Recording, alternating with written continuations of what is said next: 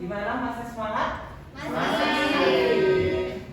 Sebelum itu, boleh dong saya mengulas lagi ya jadwal kita ya? Boleh. Boleh ya? Boleh. Oke, sip. Kelas tabu. Zero infeksi. Manajemen tabu. Yes, yes, yes. Oke, masih semangat ternyata ya. Baik, hari ini saya mau memberikan mengisi materi terkait surveillance health care associated infection atau surveillance HIVE ya. Nah, jadi sebelum itu saya perkenalkan diri dulu nih. Nama saya Rivo Adriandi. Saya IPCN dari Rumah Sakit Awal Plus Ayani. Jadi kalau untuk pendidikan, saya lulusan dari Stikes Merdeka Bukit Tinggi. Kemudian untuk pengalaman bekerja saya pernah bekerja di Rumah Sakit Awal Plus Batam ya. Nah, kebetulan saya di ruangan ICU. Hari ini saya kembali lagi ke Batam untuk mengulang rindu ya. Tapi untuk belajar bersama-sama teman-teman semua ya. Nah, kemudian saya pernah bekerja di Rumah Sakit Ramli Timah juga di Balai Karimun. Lalu saya pernah bekerja di Rumah Sakit Maulid Hospital Pekanbaru, dan terakhir saya di Rumah Sakit Awal Plus Ayani. Oke, mungkin itu saja perkenalannya. Ini dia ya CV-nya saya. Nah, baik, kita langsung saja untuk materi terkait surveillance HIVE. Nah, adapun tujuan pembelajaran umum di sini, peserta mampu memahami surveillance HIVE dengan baik dan benar sesuai dengan PMK 27 ya, tahun 2017. Sepertinya ini warna dari presentasinya agak terlalu ngejreng atau apa, jadi tidak terlihat khususnya. Oke, kemudian di sini ada tujuan pembelajaran khusus. Di sini juga setelah mengikuti pelatihan ini, peserta mampu menjelaskan pengertian surveillance HIVE ya, kemudian menjelaskan tujuan surveillance, lalu menjelaskan waktu dilakukan surveillance, menjelaskan individu yang melakukan surveillance, menjelaskan metode surveillance, menjelaskan tahapan surveillance, serta menjelaskan proses melakukan surveillance. Nah, di sini ada pokok bahasannya.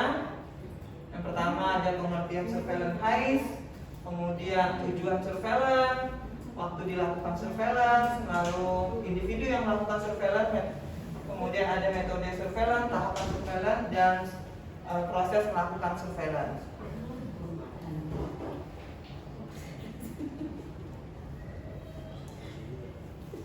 Oke, kita langsung saja masuk ke pengertian surveillance ya teman-teman ya.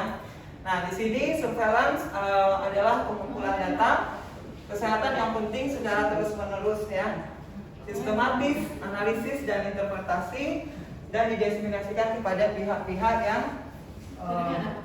berkepentingan secara berkala untuk digunakan dalam perencanaan, pelaksanaan, dan evaluasi suatu tindakan pelayanan kesehatan menurut CDC. Nah, ini untuk pengertian HIVE-nya. Sedikit kita mengulas ya, mungkin teman-teman sudah pada dengar ya apa itu HIVE ya, Healthcare Associated Infection gitu ya. Mungkin saya minta Hilda boleh dijelaskan. HIVE. Ya. HIVE adalah infeksi didapat selama perawatan di rumah sakit, di mana pada saat ini tidak ada masa inkubasi ataupun infeksi didapat yang muncul setelah perawatan, baik pada pengunjung dan petugas kesehatan. Yang akibat pekerjaannya ya, terinfeksi akibat pekerjaan. Oke, terima kasih Hilda. Nah, itu dia ya pengertian HIVE ya, infeksi yang didapat di rumah sakit muncul pada waktu masuk tidak dalam masa inkubasi dan muncul setelah perawatan dari rumah sakit, lalu petugas yang terinfeksi akibat pekerjaannya ya. Nah, di sini ada jenis-jenis HIVE ya. Mungkin di sini ada yang pertama SSI ya, cervical site infection. Nah, itu infeksi akibat tindakan-tindakan operasi. Lalu ada PAP atau PAP ya, ventilator associated pneumonia, akibat penggunaan ventilasi mekanik, kemudian ada IADP, infeksi aliran darah primer.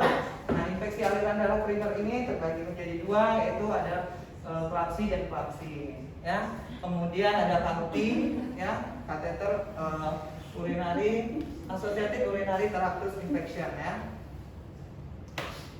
Nah, tujuan dari surveillance inilah dia teman-teman. Nah, yang pertama untuk mendapatkan data HAIS, ya. Kemudian ada kewaspadaan dini adanya KLB, lalu menilai standar mutu layanan, kemudian menilai keberhasilan program PPI, saran identifikasi adanya malpraktik, lalu meyakini klinisi atau bukti, ya. Ini kayaknya ada yang ketawa-ketawa. Kenapa ya? Repot deh. Ya, kita tenang dulu ya. Kita belajar dulu bersama-sama ya teman-teman ya. Nah, semoga nanti ketika kita pulang dari sini kita sudah bisa melaksanakan surveillance kita dengan baik ya. Oke? Boleh ya? Boleh. Boleh ya? Oke. Kita lanjut? Lanjut. Oke. Nah, di sini ada manfaat surveillance juga ya. Nah, manfaat surveillance itu sendiri dapat menurunkan incident rate ya, incident rate HAIS dengan melakukan perbaikan-perbaikan terhadap faktor-faktor penyebab. Nah, kemudian di sini apa yang kita survei ya? Nah, untuk surveillance masalah yang ada, nah tentu saja jenis-jenis infeksi yang ada di rumah sakit yang tadi ya, yang sudah disampaikan seperti SSI ya, atau studi pasien infection, kemudian ada infeksi saluran kemih atau KUTI, lalu ada infeksi daerah operasi, ada infeksi aliran darah primer ya, atau IADP ya, terdiri dari klapsi dan klapsi, lalu ada ventilator associated pneumonia, juga termasuk infeksi lain atau khusus, misalnya diare ya, pediculus, KBS ya, itu biasanya dilakukan di rumah sakit jiwa ya, surveillance-nya.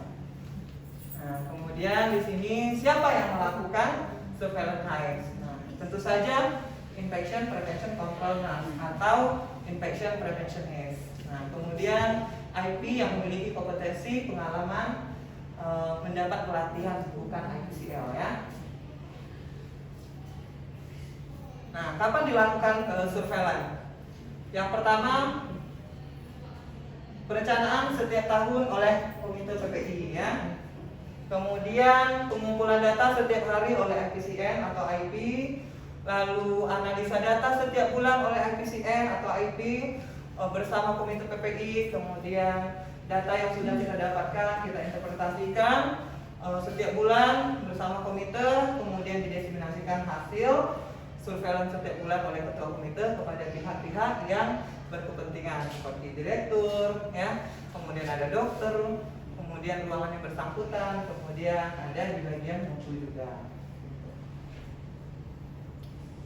Nah, ini ada metode surveillance ya. Metode surveillance itu teman-teman ada hospital wide traditional surveillance, ada periodic surveillance, prevalence surveillance, kemudian ada target surveillance, lalu outbreak response. Nah, jadi di rumah sakit biasanya lebih menggunakan target surveillance, di mana surveillance yang berfokus pada daerah area yang infeksi ya, area infeksi seperti misalnya di ruangan ICU gitu kan, perina atau NICU ya, di mana di sana banyak kasus-kasus yang memang terpasang alat-alat kesehatan yang perlu pemantauan gitu. Kemudian di sini tahapan surveillance yang pertama ada perencanaan ya, kemudian ada pengumpulan data, lalu analisis data, interpretasi data, kemudian komunikasi serta evaluasi.